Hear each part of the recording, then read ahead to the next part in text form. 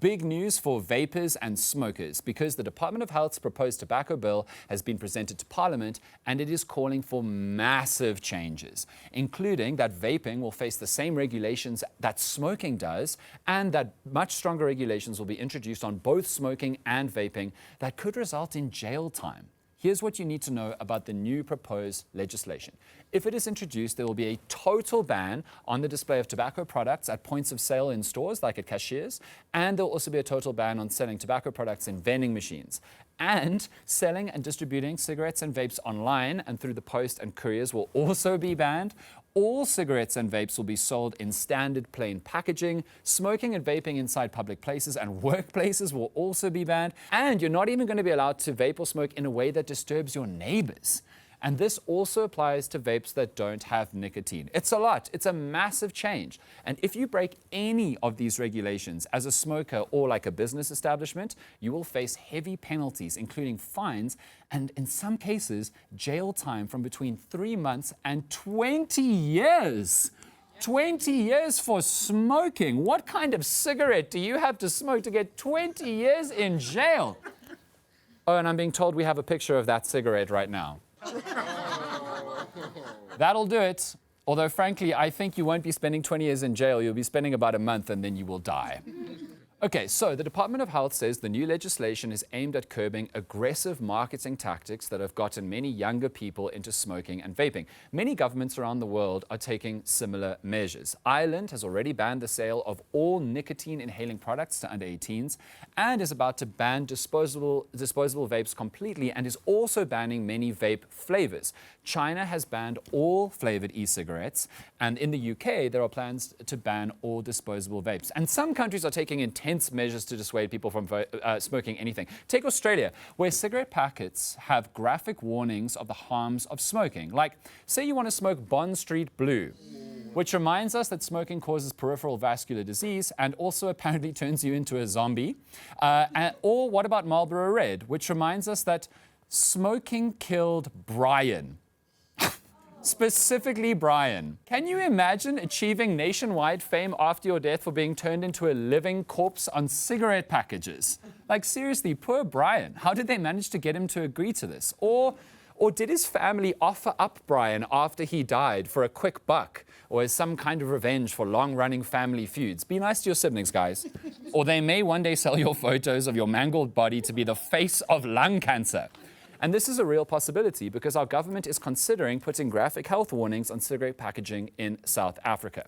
Now, the vaping industry is extremely touched about this new potential tobacco legislation. They're saying that the new laws would be too harsh on people who use vaping to quit cigarettes. This is a key message from the vaping lobby, that vaping is a solution to get people off of so-called combustible cigarettes. Sounds like a bomb. And they've been peddling this idea for years. The vaping industry has long claimed that vaping is 95% less harmful than smoking cigarettes, based on a research paper that came out years ago that was used by the UK's government to write their vaping policy. This claim that it's 95% less harmful than cigarettes comes to a shock to literally anybody who has smoked and vaped before, because they know how it feels. Becky Cisa Centre for Health Journalism, which in South Africa, recently interviewed Richard van Zyl-Smith from the University of Cape Town's Lung Institute. And they asked him about the 95% safer research paper, to which van Zyl-Smith said, and I'm going to quote him directly here, that paper was published by a reasonably obscure journal and put together from a scientific point of view by a bunch of suspicious and unreliable researchers. They have red flags due to their affiliations with the tobacco industries, which is academic speak for their f***ing industry plants, guys. They're agents of big smoke. Reasonably obscure journal means not credible. And a group of individuals not having the cleanest record in relation to their affiliations with tobacco industries means that they were bought and paid for propaganda. Nobody knows why the British government chose to believe in and use that research paper. No research paper since then has had similar findings about 95% harmful. In fact, an analysis of many studies published in a reputable journal found that vaping is as bad for you as smoking traditional cigarettes when it comes to the chance of getting heart disease and having a stroke. And The Guardian in the UK reported that medical researchers have found evidence that vaping increases the risk of cancer because it changes your DNA, people. And it also may damage the brain and vital organs because e-cigarette aerosols and liquids can contain traces of toxic metals like lead and uranium. Isn't uranium what changed normal people into mutants in the X-Men? Uranium in real life will turn you into literally an X-man. Like Brian. Brian is an X-man. He was a man. So, if we have all of this research on how bad vaping is, why is it only getting seriously regulated now? The problem is that vaping doesn't really fit into any normal category of thing that the law has regulated in the past. A vape is not a food. It's not a health product either. So governments around the world are having to develop new legal frameworks to regulate vapes. And that takes time. In that time, the vaping industry has exploded through bright, funky packaging and sweet flavors that particularly attract young people. According to the South African Tobacco Control Initiative, nearly half of all e-cigarette shops are located near educational institutions, which is just it's predatory. It's hectic. And that's another thing that the vaping industry doesn't want you to know.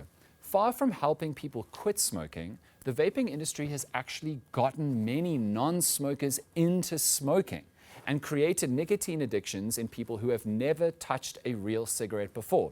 39% of e-cigarette users in South Africa had never smoked a cigarette before they started vaping, but then the vaping gave them a nicotine addiction, and of those people, 19% of those who, remember, were not smokers, then went from e-cigarettes to smoking actual cigarettes. These people are called on-rampers, and vaping gave them an on-ramp to actual cigarette smoking. 88% of on-rampers have developed a lasting cigarette smoking habit from trying out vaping.